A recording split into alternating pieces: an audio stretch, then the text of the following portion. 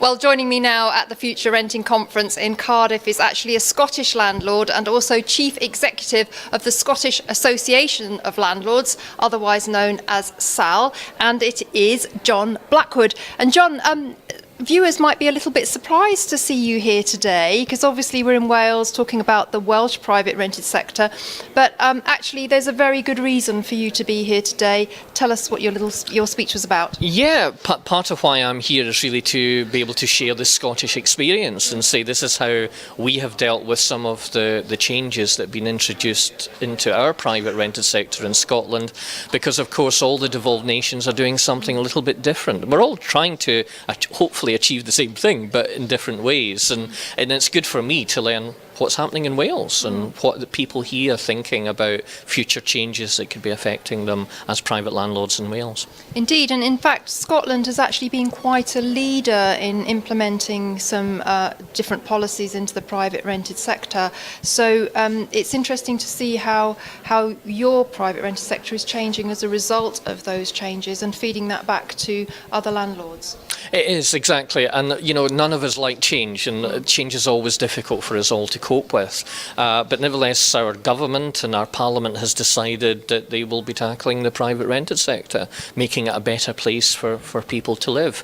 Principle of that we don't have an issue with, because we want a good thriving sector. As investors in it, we want to see it grow and develop, but we want recognition for it to be a good sector as well too, and recognition for the good work that we do. So part of our work as the Scottish Association of Landlords is to be able to influence and effect change in policy in Scotland, and we do a good job in achieving that. Indeed, because you have your own event, Scottish Landlords Day, which I've had the pleasure to attend myself, and very engaged landlord community up there, and really that's the kind of your version of the Future Renting Conference, isn't it? Yes, it is, exactly, and it's a large conference, and it's a good gathering of landlords and letting agents, and it's a feature in many landlord and letting agents' calendar now, and that's important. We as SAL want to create a space and a place for landlords so they can come together to get the support and the encouragement, I hope too, that they need to develop their businesses in an ever-changing climate. And that's the difficulty. Indeed, and far from being a competitor of the Residential Landlords Association, which some people might expect, you actually work very, very closely together, don't you? We do, and I think that partnership working isn't just with other organisations and governments, it's actually within our own sector. And we realised that was important many years ago, and with the RLA and the tie-up that we have is that they're operating in England and Wales, and we only operate in Scotland. But we're conscious that we have members who are cross-border. So we have some Scottish members who have properties in England and vice versa. So how can we as organisations work together to provide a reciprocal arrangement? So we do that. But in addition to that, actually, from a policy point of view, we share ideas and say, this is what's happening to us, what's your government thinking about this, etc., etc. And that allows us, in a way, I think with devolution you can get entrenched in your own position and work in a silo, as it were, whereas of course if you are engaging with other organisations you can see actually what are others doing and why do we think we've got it right or wrong actually. So you learn from each other, and that's really, really important. Indeed, and landlords themselves sometimes could be said to be working in silos. They're in their business every day, managing their tenancies. Actually, for them to take a day out of their business and invest in their knowledge and education is very, very important for them, particularly we're all aware of the changes. Landlords just have to keep up to date with legislation now. Yeah, exactly. And that was something I was very much saying today, is that now more than ever landlords and letting agents too need to make sure they're part of something. They're part of a group, a landlords organisation that can support them and can help them. We're so used to, as landlords, I'm one myself, where you just do your own thing. You don't communicate with other people. Actually, you don't want other people to know your business either. That's pretty typical.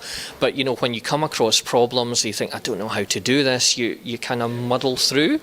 And actually some of us want to do more than that. We want to think, I want to be proud of what I'm doing, and I want to do it better. And actually, I want to do more of it.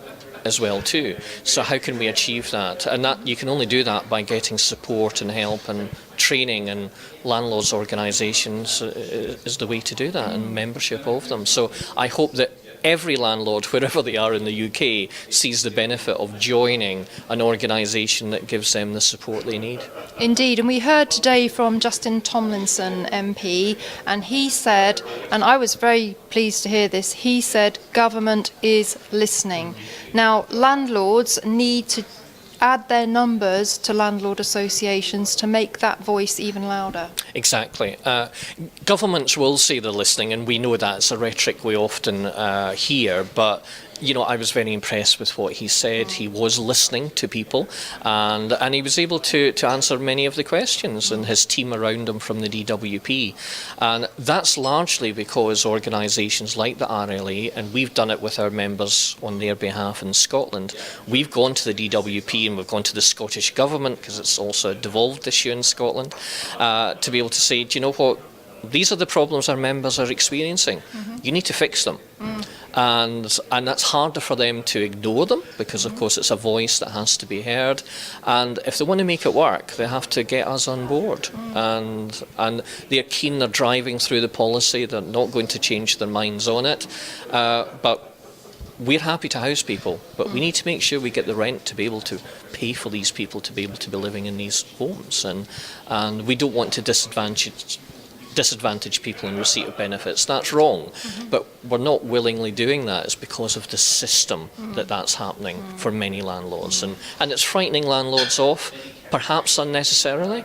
So let's tackle that and make sure that's sorted. Indeed, and I guess you'll agree that there's a lot of negativity about landlords in the media, a lot of anti-landlord rhetoric, and really organisations such as the RLA and SAL, you are showing landlords as professionals, and that can only be good for our public image. Yeah. Certainly we know in Scotland, and the government will back this up with statistics and evidence that they have, is 95% of the sector works really well. So most landlords are actually doing a decent, if not a very good job. But all legislation seems to be addressed to the minority, and that's life. We know that in other areas of society that happens too. But that's fine, but we need to recognise good practice. And I've always been an advocate for the fact that actually how you encourage good practice is by developing it and instilling that in people, and they themselves will then encourage others to do the same. And slowly you effect change, and that develops, and you create a better sector as a result of it. So regulation is not a bad thing, but we shouldn't just be introducing legislation for legislation's sake, and that's a concern I've always had. If we have it, we bring it in for the right reasons and we properly enforce it. I think arguably in Scotland we have all the regulation we need, but it's arguably not been properly enforced, and that's one of the issues we have and that we constantly take to government.